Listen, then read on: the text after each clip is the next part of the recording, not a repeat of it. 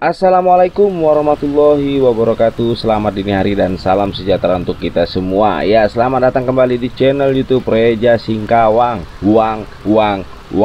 Oke teman-teman, kali ini kita masih akan traveling keliling kota Singkawang, tepatnya di akhir tahun, di bulan Desember tahun 2023. Seperti apa keseruannya kota Singkawang saat ini teman-teman? Pas kebetulan Singkawang habis diguyur hujan selama 2 hari berturut-turut dengan lebat-lebatnya, sehingga ada beberapa titik yang mana Singkawang itu mengalami genangan air banjir ya teman-teman ya. Nah, kebetulan kita ini sedang melewati beberapa warga kota Singkawang yang sedang melaksanakan antrian pasar murah yang diselenggarakan oleh pemerintah kota Singkawang di lokasi di pasar tengah, yaitu di kota Singkawang.